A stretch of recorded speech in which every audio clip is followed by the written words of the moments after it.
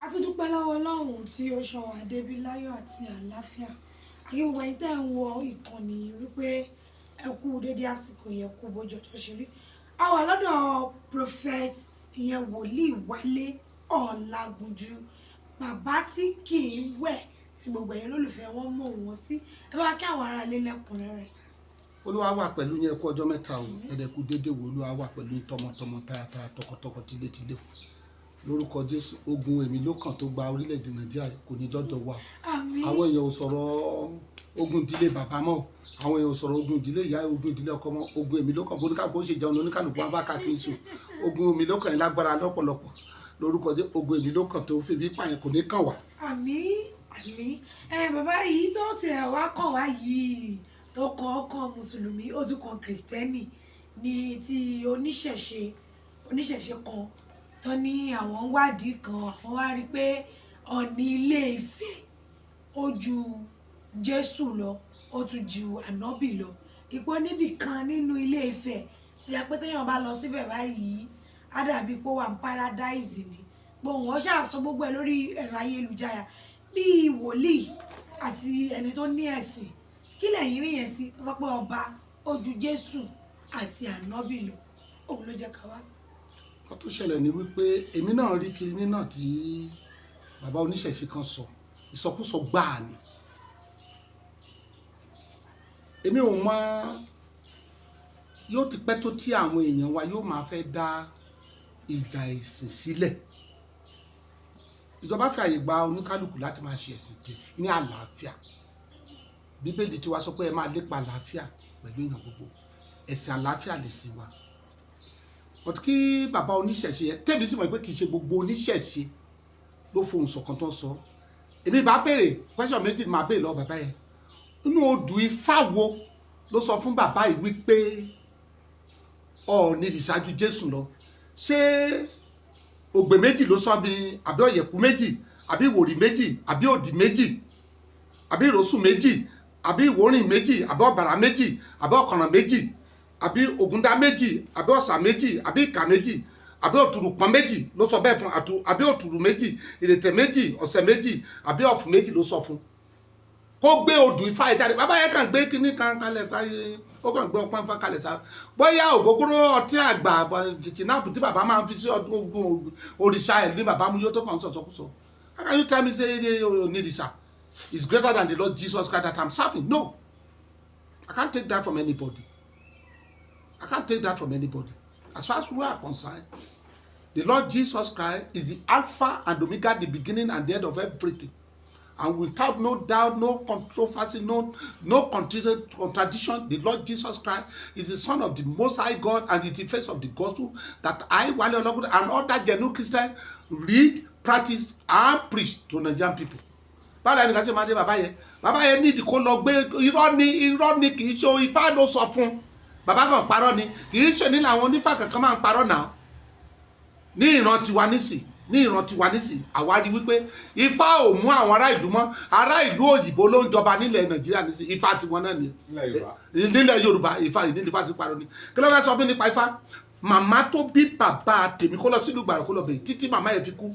Oníṣẹ̀ṣe tó di kọ́ ni. Wọn ò jà fẹ́sìn, wọn ò yí báyàn jà. Oníṣẹ̀ṣe tó di kọ́ ni.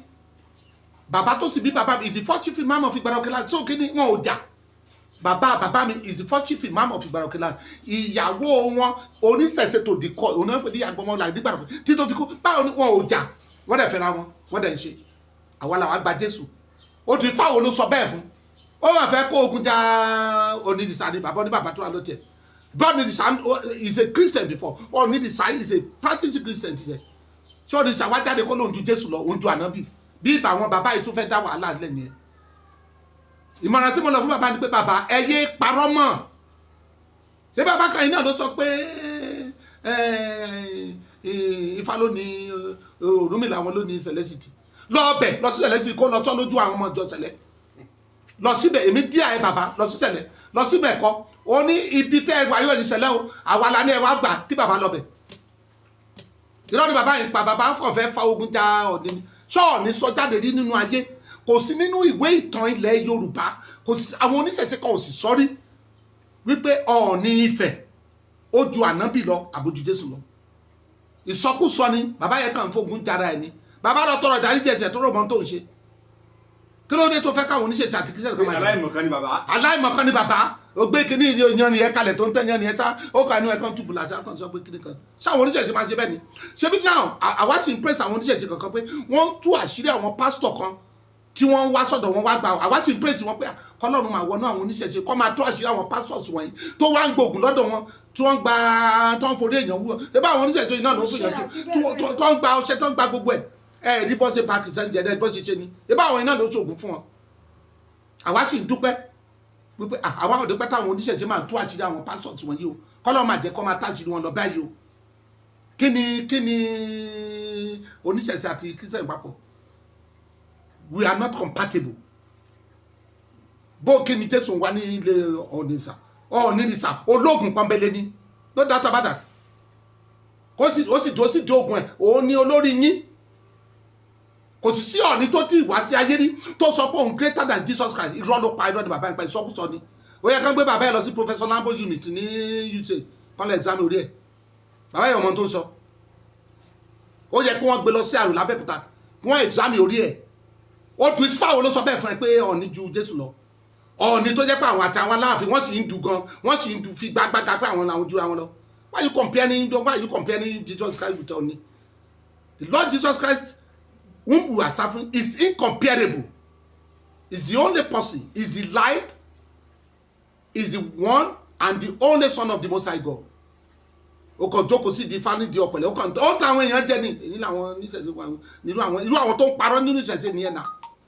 Kọ́tẹ́bí kọ́ ni sọ sí bàbá yẹn bàbá lọ jókòó ó yẹ káwọn gọ́ọ̀mẹ̀ntì gbé bàbá yẹn lọ sábẹ́kúta tàbí ní UCH wọ́n lè examine brain. Ẹ̀sà wòlíì but àwọn tó bá wo kínní ibo wọn wò nínú ẹ̀ tí wàá rí gbogbo ẹsẹ̀ olùfàtẹ̀ kàkálẹ̀ àbí ẹ̀yin náà ń jẹ̀kọ́ lábẹ́ ewé ni. Ìyá bàbá mi oníṣẹ̀ṣẹ̀ ni. Ẹ farabalẹ̀ ìyá bàbá mi oníṣẹ̀ṣẹ̀ ni. Kò sí oníṣẹ̀ṣẹ̀ kan tó lè sọ ní Nàìjíríà wípé àwọn bá wálé ọlágúsù pàdé lọ́dọ̀ wọn. Mi ì ní nǹkan kan ṣe pẹ̀lú wọn. Mi ì dẹ̀ ní nǹkan ṣe. I have entered an irreversible covenant with the Lord Jesus Christ. A ṣe ìṣẹ̀ṣẹ̀ náà tán gbé ká ṣe náà a practice Muslim náà. Àṣírí wọn à lè fi tú èmi jẹ. Àṣírí àmọ̀dùfá. Bọ́tà àwa ò wá. Ìfẹ́ mọ́ gbà yẹn lórí wà lórí báyìí. Àwọn sì wà níbẹ̀. Wọ́n mọ̀ ní ìlú mi. Mo sọ fún kó lọ sí ìlú mi kó lọ wádìí. Bí àwọn èèyàn bá kọjá ní street wálé ni wọ́n sì ń tẹríba fún màmá bàbá mi. Ààrẹ ti kinu ibi tí bàbá Sàràkí Senate president yìí bàbá ètò ti kú ní àgbàjì náà ni àwọn ti kọ́ kéwù so kí wọ́n kí wọ́n yẹ wà túmọ̀ pé kí wọ́n jáde kí máa condemn Muslim kò túmọ̀ jẹ́ kí máa gbá kí máa ṣe ẹ máa ṣe tí lọ́tọ̀ èyí tèmi gbà èmi gbà èmi lè mímọ́ tèmi fi gba Jésù lóluwà tó gbọ́dọ̀ mo dẹ̀ kó tèmi gbà original. Bẹ́ẹ̀ náà ni òun náà ni ẹ ti gbọ́ yẹn owó ẹyin tí ẹ̀rí ó yà àwọn èèyàn lẹ́nu pé bo ni bàbá tí olùfàgbẹ́jìlá. Iye ọdún Ifá wo ni bàbá yìí lọ́dọ̀ pa kò dá ọdún Ifá bàbá yẹn ò mọ Ifá bàbá yẹn ò mọ Ifá mo challenge kò mọ Ifá àwọn bàbá tó mọ Ifá wọ̀nyí pariwo wọn ò dẹ̀ fi Ifá wọn dédé ayédélẹ̀ àwọn ọmọ wa tó àwọn ọmọ tí bàbá kan máa jẹ bàbá kan fẹ́ máa trend ni. wọ́n ní bàbá ń chase crowd wọ́n chase crowd. Bàbá fẹ́ trend ni kò mọ Ifá bàbá mo díẹ̀ ò mọ Ifá ilé Ifá làwa ti jáde ò mọ Ifá ilé Ifá làwa ti jáde nígbà tí Ifá jẹ́ Ifá ilé Ifá làwa ti jáde bàbá ò mọ Ifá ó kàn trend ni ebi ló ń pa bàbá.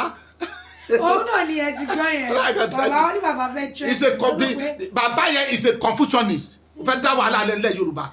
Wọ́n ní ká má jẹ́ kí ẹ sìn kò ní jalè máa ṣe tiẹ̀. Kémi náà máa ṣe tèmi. Láti sin tí ìjọba fẹ́ mi. Ṣàdúrà ìṣàmì ní kò sí jàǹbẹ́. Òun náà ni ẹ̀yà ara ilẹ̀ bàbá àkàlẹ̀ ó ti dàbọ̀ à ń lọ ná ó dàbọ̀.